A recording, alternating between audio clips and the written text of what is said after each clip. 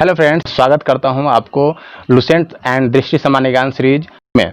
Lucent सामान्य ज्ञान एक अहम भूमिका निभाता है, खासकर बिहार सब इंस्पेक्टर यानी बिहार दरोगा, यूपी पुलिस सब इंस्पेक्टर यानी कि किसी भी स्टेट पुलिस सब इंस्पेक्टर की तैयारी में ये अहम भूमिका निभाता है। यहाँ तक कि किसी भी स्टेट पीसीएस जैसे बीपीएससी, यूपी पीसीएस, किसी भी स्टेट पीसीएस की पीटी में ये अहम भूमिका निभाता है। और ये लुसेंट सामान्य ज्ञान अपने आप में एक नोट्स है, ठीक है। इसको आप हल्के में ना लें, इसका हर एक पॉइंट इंपॉर्टेंट है, इसको किसी भी तरह से हल्के में ना लें। या तो आप लुसेंट सामान्य ज्ञान की बुक खरीद लीजिए या फिर इस चैनल पे आपको रेगुलर लुसेंट सामान्य ज्ञान का वीडियो आता रहेगा। और साथ ही साथ मंथली करंट अफेयर्स का जो वीडियो है इस चैनल पे मिलता रहेगा, जिसको आप प्लेलिस्ट में जाकर देख सकते हैं या फिर लिंक को मैं डिस्क्रिप्शन में डाल देता हूं, उस पर क्लिक करके उस वीडियो को देख सकते हैं। तो चलिए स्टार्ट करते हैं, लेकिन स्टार्ट करने से पहले आपसे रिक्वेस्ट है, यदि आप हमारे चैनल पे नए हैं तो हमारे चैनल को सब्सक्राइब कर लीजिए और बेल आइकन को प्रेस कर लीजिए, ताकि इस तरह की सीरीज हमेशा आते रहेंगे जिसकी नोटिफिकेशन आपको टाइम पे मिलता रहे।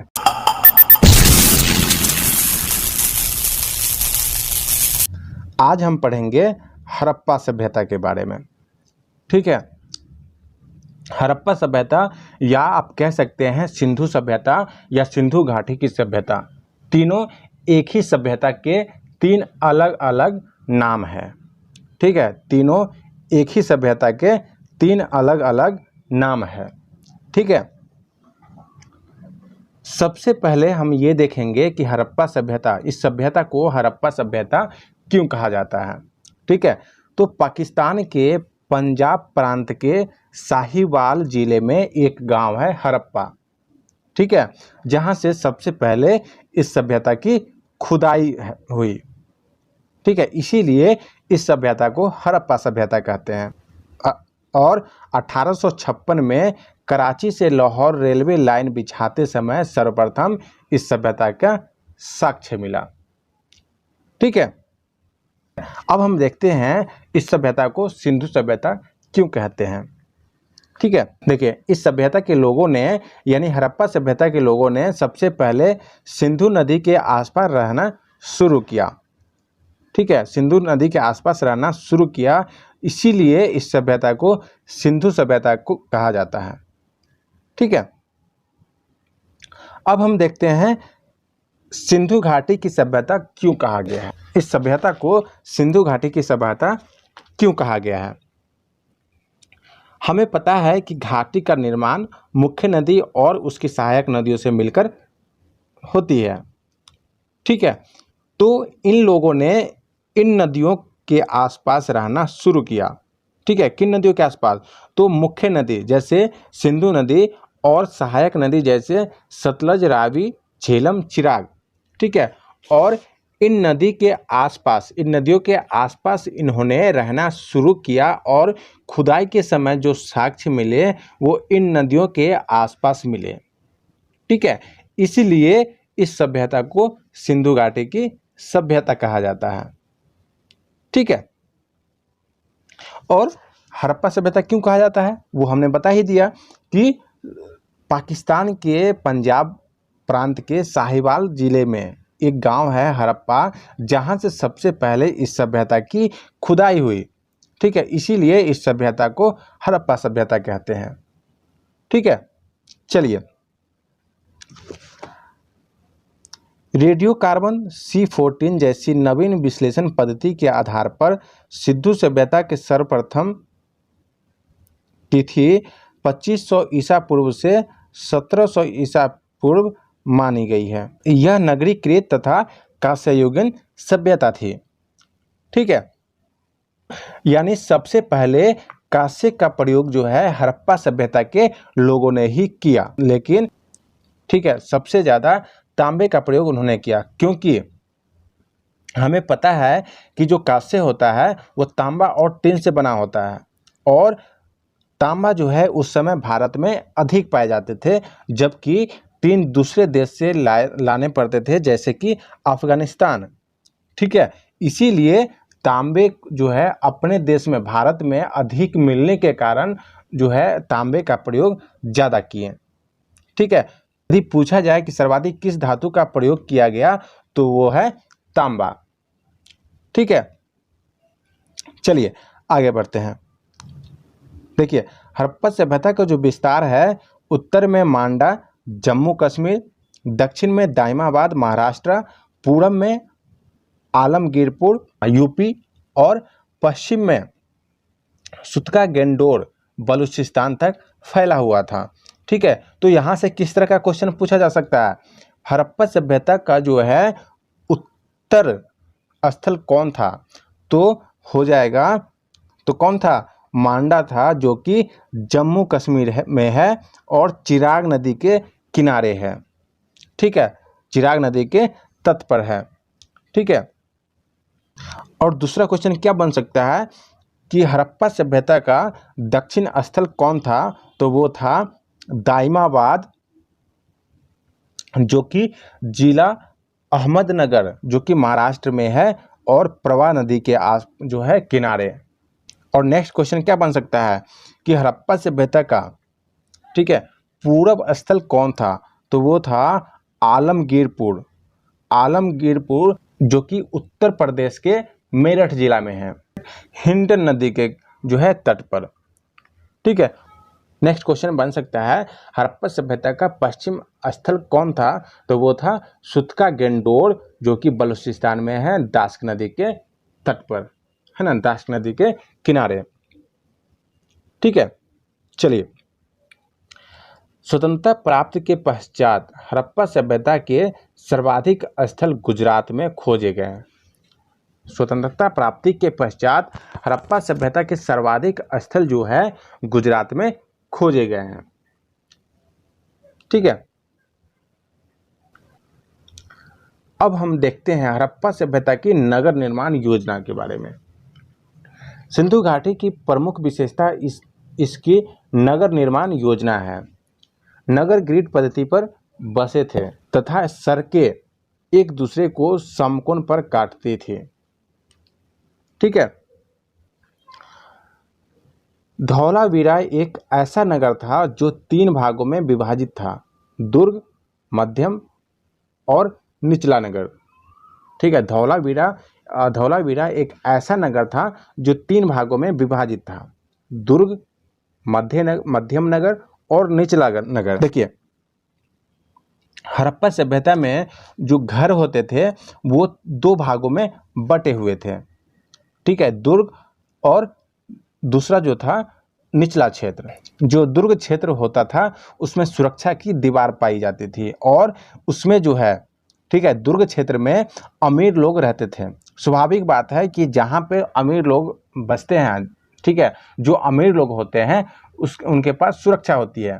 ठीक है, तो दुर्ग क्षेत्र में जो है सुरक्षा की दीवारें पाई जाती थी और वहाँ पे अमीर लोग रहते थे। और यदि हम बात करें निचला क्षेत्र की, ठीक है, तो इसमें कोई सुरक्षा की दीवारें नहीं पाई जाती थी और इसमें आम जनता रहते थे। ठीक है, लेकिन धौलावीरा एक ऐसा नगर था जो 3 भागों में विभाजित था। हड़प्पा सभ्यता में घर जो होते थे वो 2 भागों में बटे हुए थे, लेकिन धौलावीरा जो है एक ऐसा नगर था जो 3 भागों में विभाजित था। वो था दुर्ग, मध्यम नगर और निचला नगर, है ना। जबकि लोथल जो था उसमें कोई भी विभाजन नहीं था और चारों तरफ सुरक्षा की दीवारें थी। ठीक है, लोथल में कोई भी विभाजन नहीं था, उसमें चारों तरफ जो है सुरक्षा की दीवारें थी। कालीबंगा का अर्थ है काले रंग की चूड़ियाँ। कालीबंगा एकमात्र हड़प्पा कालीन स्थल था जिसका निचला शहर भी दीवारों से घिरा हुआ है। ठीक है, कालीबंगा से अलंकृत ईंट तथा लकड़ी की नाली के साक्ष्य मिले। ठीक है, अलंकृत ईंट तथा लकड़ी की नाली के साक्ष्य कहाँ से मिले? तो वो मिले कालीबंगा से। ठीक है, चनहुद्रो एकमात्र ऐसा स्थल है जहाँ से वक्राकार ईंटें मिली। ठीक है, परंतु यहाँ किलेबंदी के साक्ष्य नहीं मिले। मोहनजोदड़ो से विशाल स्नानागार प्राप्त हुआ है और इस स्नानागार का उपयोग जो है लोग धार्मिक अनुष्ठान के लिए करते थे। और स्नानागार का जलाशय 11.88 मीटर लंबा, 7.01 मीटर चौड़ा और 2.43 मीटर गहरा है। ठीक है। मोहनजोदड़ो की सबसे बड़ा इमारत जो है वो अन्न कोठार है। ठीक है। मोहनजोदड़ो का सबसे बड़ा इमारत जो है वो है अन्न कोठार, अन्न कोठार। ठीक है। सिंधु सभ्यता के नगरों में किसी मंदिर के अवशेष नहीं मिले हैं। सिंधु सभ्यता के नगरों में किसी मंदिर के अवशेष नहीं मिले हैं। चलिए अब हम बात करते हैं आर्थिक क्रियाकलाप की। ठीक है। हड़प्पा सभ्यता के आर्थिक क्रियाकलाप को अब हम देखेंगे। सिंधु सभ्यता में कृषि संगठित रूप से की जाती थी। ठीक है। सिंधु सभ्यता में यानी हड़प्पा सभ्यता में कृषि संगठित रूप से की जाती थी तथा अधिशेष उत्पादन होता था। यहाँ गेहूं, जौ, कपास इत्यादि की खेती होती थी। ठीक है। हड़प्पा सभ्यता में जो है गेहूं, जौ, कपास इत्यादि की खेती होती थी। ठीक है। कालीबंगा से जुते हुए खेत तथा हल की प्रतिकृति के साक्ष्य प्राप्त हुए। ठीक है। तो जुते हुए खेत और हल की प्रतिकृति के साक्ष्य कहाँ से मिले? तो वो मिले कालीबंगा से। ठीक है। सबसे पहले कपास पैदा करने का श्रेय सिंधु सभ्यता के लोगों को है। ठीक है। लोथल एवं रंगपुर से धान की भूसी का साक्ष्य मिला है। लोथल एवं रंगपुर से धान की भूसी का साक्ष्य मिला है। तो धान की भूसी का साक्ष्य कहाँ से मिला है? तो लोथल एवं रंगपुर से। ठीक है। यद्यपि हड़प्पा संस्कृति कांस्य युगीन संस्कृति थी तथापि अधिकांश औजार पत्थर से ही बनते थे। ठीक है। हड़प्पा संस्कृति जो है कांस्य युगीन संस्कृति थी, फिर भी अधिकांश औजार जो है पत्थर से ही बनते थे। हड़प्पाई लोग गाय, भैंस, बकरी, बैल, भेड़ इत्यादि पशु पालते थे। ठीक है। जिसमें कुंवर वाला सांड जो है विशेष महत्व का था। ठीक है। हड़प्पाई लोग जो थे गाय, भैंस, बकरी, बैल, भेड़ इत्यादि पशु पालते थे। ठीक है। लेकिन कुंवर वाले सांड को विशेष महत्व देते थे। ठीक है। सिंधु सभ्यता अश्व केंद्रित नहीं थी, हालांकि सुरकोटदा से घोड़े का अवशेष प्राप्त हुआ। ठीक है। लोथल से एक गोदीवारा प्राप्त हुआ। लोथल से गोदीवारा प्राप्त हुआ। तो गोदीवारा कहाँ से प्राप्त हुआ? तो वो हुआ लोथल से। चनहुद्रो और लोथल में मनका और खिलौना बनाने का कारखाना था। सिंधु सभ्यता में लेन देन के लिए वस्तु विनिमय प्रणाली प्रचलित थी। हड़प्पावासी माप तोल के लिए 16 या उसके आवर्तकों का व्यवहार में लाते थे। ठीक है। चलिए आगे बढ़ते हैं। मेसोपोटामिया से सम्राट सारगोन के अभिलेख से हड़प्पाई व्यापार के प्रमाण मिलते हैं। ठीक है। और सबसे ज़्यादा व्यापार जो था वो मेसोपोटामिया के साथ था। ठीक है। सबसे ज़्यादा व्यापार जो था वो मेसोपोटामिया के साथ था और सबसे कम जो था वो मिस्र के साथ था। और सबसे कम जो व्यापार था वो मिस्र के साथ था। ये हड़प्पा सभ्यता के आयातित प्रमुख वस्तुएं हैं, इसको एक बार देख लीजिएगा। ठीक है। चलिए आगे हम बात करते हैं सामाजिक और राजनीतिक जीवन के बारे में। ठीक है। हड़प्पा सभ्यता के सामाजिक और राजनीतिक जीवन को अब हम देखेंगे। हड़प्पा समाज मातृसत्तात्मक प्रतीत होता है। हड़प्पाई राजनीतिक स्वरूप का कोई स्पष्ट ज्ञान हमें नहीं है। संभवतः वणिक समुदाय शासन चलाते थे। मृतकों के संदर्भ में पूर्ण समाधिकरण, आंशिक समाधिकरण तथा दाह संस्कार तीनों प्रचलित थे। ठीक है। मृतकों के संदर्भ में पूर्ण समाधिकरण, आंशिक समाधिकरण तथा दाह संस्कार तीनों प्रचलित थे। हड़प्पा से R37 कब्रिस्तान मिला। ठीक है, R37 कब्रिस्तान कहाँ से प्राप्त मिला? तो वो मिला हड़प्पा से। ठीक है, लोथल और कालीबंगा से युग्मित समाधान प्राप्त हुए जिनसे सती प्रथा के प्रचलन का जो है आभास मिलता है। ठीक है, अब हम बात करते हैं धार्मिक मान्यताएं। एक हड़प्पाई मूर्तिका में स्त्री के गर्भ से पौधे को निकलते हुए दिखाया गया है। ठीक है, यह इस बात का प्रमाण है कि हड़प्पाई लोग जो है धरती को उर्वरता की देवी समझते थे। ठीक है, हड़प्पाई के जो लोग थे वो धरती को उर्वरता की देवी समझते थे।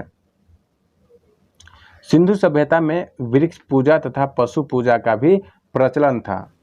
ठीक है, स्वास्तिक चिन्ह संभवतः हड़प्पा सभ्यता की देन है। स्वास्तिक चिन्ह जो है वो हड़प्पा सभ्यता की देन है। मोहनजोदड़ो से प्राप्त एक मोहर में चित्रित देवता को पशुपति शिव बताया गया है, जिनके चारों ओर हाथी, गैंडा, व्याघ्र और भैंसा विराजमान है। ठीक है, लोथल और कालीबंगा से अग्नि वेदिकाएं प्राप्त हुए हैं। ठीक है, लोथल और कालीबंगा से अग्नि वेदिकाएं प्राप्त हुए हैं। ठीक है, चलिए, हड़प्पाई लिपि चित्रात्मक है। जो हड़प्पाई लिपि है चित्रात्मक है। यह लिपि दाईं से बाईं ओर लिखी जाती थी। ठीक है, यह लिपि जो है दाईं से बाईं ओर लिखी जाती थी, और जब अभिलेख एक से अधिक पंक्ति का होता था तो पहली पंक्ति दाईं से बाईं और दूसरी पंक्ति बाईं से दाईं तरफ लिखी जाती थी। ठीक है, इसे बुस्ट्रोफेडन शैली कहा जाता है। ठीक है, मुहरें मुख्यतः वर्गाकार थी और सेल खड़ी की बनी होती थी। ठीक है, मुहरें जो होती थी वर्गाकार और सेल खड़ी के बनी होती थी। ठीक है, मुहरों में सर्वाधिक संख्या में एक श्रृंगी पशु की आकृति मिलती है। ठीक है, मुहरों में जो मुहर था, हड़प्पा सभ्यता का जो मुहर था उसमें जो है एक श्रृंगी पशु की आकृति मिलती थी। मोहनजोदड़ो से एक कांस्य निर्मित नर्तकी की मूर्ति मिली है। कांस्य निर्मित नर्तकी की एक मूर्ति मिली है, कहाँ से? तो मोहनजोदड़ो से। सिंधु प्रदेश से भारी संख्या में आग में पकी मिट्टी की मूर्तियां प्राप्त हुई है। इन मूर्तिकाओं में सर्वाधिक संख्या में पशु आकृतियां प्राप्त हुई है तथा पशु आकृतियों में कुबर वाले सांड की संख्या सर्वाधिक है। ठीक है, कुबर वाले सांड की संख्या सर्वाधिक है। मानव मूर्तिकाओं में सर्वाधिक संख्या जो है स्त्री मूर्तिकाओं की है। ठीक है, पशु आकृति में सबसे ज़्यादा कुबर वाले सांड की संख्या ज़्यादा है, और मानव मूर्तिकाओं में सर्वाधिक संख्या जो है स्त्री मूर्तिकाओं का है। हड़प्पा एवं मोहनजोदड़ो को एक विस्तृत साम्राज्य की जुड़वा राजधानी कहा है। सिंधु सभ्यता के लोग तलवार से परिचित नहीं थे। जो सिंधु सभ्यता के लोग जो थे वो तलवार से परिचित नहीं थे। ठीक है, और सिंधु सभ्यता के विनाश का संभवतः सबसे प्रभावी कारण बाढ़ था। ठीक है, सिंधु सभ्यता के विनाश का सबसे प्रभावी कारण जो था वो बाढ़ था। ठीक है, और सिंधु सभ्यता के लोगों को लोहे धातु का भी ज्ञान नहीं था। अब हम बात करते हैं सैंधव सभ्यता के प्रमुख स्थल, नदी, उत्खननकर्ता एवं वर्तमान स्थिति के बारे में। ठीक है, इसको बढ़िया से याद कर लीजिएगा, यहाँ से क्वेश्चन पूछता ही पूछता है। ठीक है, सबसे पहले हम बात करते हैं हड़प्पा की। ठीक है, हड़प्पा का जो वर्तमान स्थिति है वह है पाकिस्तान के पंजाब प्रांत का साहिवाल जिला। उत्खननकर्ता कौन थे? तो वो थे दयाराम साहनी। ठीक है, और तीसरा जो है वो है व्हीलर, जो कि 1946 ईस्वी में खुदाई की थी। अब हम बात करते हैं मोहनजोदड़ो की। ठीक है, मोहनजोदड़ो जो है वो सिंधु नदी के तट पर है। ठीक है, मोहनजोदड़ो जो है सिंधु नदी के तट पे है, और जो वर्तमान स्थिति है, ठीक है, मोहनजोदड़ो का जो वर्तमान स्थिति है वो है पाकिस्तान के सिंध प्रांत का लड़काना जिला। ठीक है, और उत्खननकर्ता कौन थे? तो वो थे राखल दास बनर्जी। राखल दास बनर्जी जो कि 1922 में खुदाई करवाई थी। नेक्स्ट है मैके 1927 ईस्वी, व्हीलर 1930 ईस्वी। अब हम बात करते हैं चनहुद्रो के बारे में। ठीक है, चनहुद्रो जो है वो सिंधु नदी के तट पर है। ठीक है, तो मोहनजोदड़ो और चनहुद्रो सिंधु नदी के तट पर हैं। ठीक है, और वर्तमान स्थिति क्या है? वह है सिंध प्रांत, पाकिस्तान, नवाब शाह जिला। ठीक है, उत्खननकर्ता कौन? तो मैके जो कि 1925 ईस्वी में हुआ था खुदाई, और NG मजुमदार 1931 ईस्वी में इन्होंने खुदाई की थी। ठीक है, नेक्स्ट है कालीबंगन। ठीक है, जो कि घग्गर नदी के तट पर स्थित है, और वर्तमान स्थिति क्या है? राजस्थान का हनुमानगढ़ जिला। ठीक है, और उत्खननकर्ता कौन है? वह है अमलानंद घोष जो कि 1951 में खुदाई की थी। और दूसरा जो है BV लाल एवं BK थापर जो है 1961 ईस्वी में खुदाई की थी। ठीक है, नेक्स्ट है कोटदीजी जो कि सिंधु नदी के तट पर है। वो है वर्तमान स्थिति क्या है? सिंध प्रांत का खैरपुर स्थान। ठीक है, और उत्खननकर्ता कौन है? तो फजल अहमद 1953। ठीक है, 1953 में हुआ। नेक्स्ट है रंगपुर जो कि मादर नदी के तट पर है। वर्तमान स्थिति कहाँ है? तो गुजरात का कठियावाड़ जिला में। ठीक है, उत्खननकर्ता कौन है? तो रंगनाथ राव। ठीक है, अब हम बात करते हैं रोपर की। रोपर जो है सतलज नदी के तट पर है, जो कि पंजाब का रोपर जिला में है। ठीक है, उत्खननकर्ता कौन है? तो ये वह है यज्ञदत्त शर्मा। ठीक है, यज्ञदत्त शर्मा। नेक्स्ट है लोथल। ठीक है, वो भोगवा नदी के तट पर है, जो कि गुजरात का अहमदाबाद जिला में है, और उत्खननकर्ता जो है वो है रंगनाथ राव। ठीक है, रंगनाथ राव। नेक्स्ट बात करते हैं आलमगीरपुर जो कि हिंड नदी के किनारे है, उत्तर प्रदेश का मेरठ जिला में, और इसके उत्खननकर्ता है यज्ञदत्त शर्मा। ठीक है, नेक्स्ट बात करते हैं सुतका गेंडोर की। सुतका गेंडोर की बात करते हैं, वो कि दास्क नदी के तट पर है, जो कि जिसकी वर्तमान स्थिति है वो है पाकिस्तान के मकरान में समुद्र तट के किनारे। ठीक है, और उत्खननकर्ता कौन है? तो वह है ऑरेल स्टाइन। नेक्स्ट बात करते हैं बनमाली की, जो कि रंगोई नदी के तट पर है, जिसकी वर्तमान स्थिति है हरियाणा का हिसार जिला। ठीक है, हरियाणा का हिसार जिला, और इसकी उत्खननकर्ता कौन है? तो वह है रविंद्र सिंह बिष्ट। नेक्स्ट बात करते हैं धौलावीरा की। धौलावीरा जो है वो लूनी नदी के तट पर है। ठीक है, लूनी नदी के तट पर है, और जिसकी वर्तमान स्थिति है वो है गुजरात के कच्छ जिला में। ठीक है, उत्खननकर्ता कौन है? तो JP जोशी और रविंद्र सिंह बिष्ट। ठीक है, नेक्स्ट बात करते हैं सुतकाह की। सुतका, ठीक है, किस नदी के किनारे? तो सादी कौर नदी के किनारे, जो कि जिसकी वर्तमान स्थिति है दक्षिण बलूचिस्तान। ठीक है, और इसके उत्खननकर्ता कौन है? तो जॉर्ज डेल्स। ठीक है, जॉर्ज डेल्स। संध्यावासी जो हैं सूती एवं ऊनी वस्त्रों का प्रयोग करते थे। ठीक है, सिंधु सभ्यता के लोग काले रंग से डिजाइन किए हुए लाल मिट्टी के बर्तन बनाते थे। जो सिंधु सभ्यता के लोग जो थे वो काले रंग से डिजाइन किए हुए लाल मिट्टी के बर्तन बनाते थे। Thanks for watching this video. I hope यह वीडियो आपको अच्छा लगा होगा। यदि यह वीडियो आपको अच्छा लगा है तो प्लीज़ इस वीडियो को लाइक कर दीजिए। कुछ कहना या पूछना चाहते हैं तो कमेंट कीजिए, मुझे अच्छा लगेगा। और जाने से पहले आपसे रिक्वेस्ट है कि यदि आप हमारे चैनल पर नए हैं तो हमारे चैनल को सब्सक्राइब कर लीजिए और बेल आइकन को प्रेस कर लीजिए, ताकि आने वाली वीडियो की नोटिफिकेशन बिल्कुल टाइम पे मिल पाए।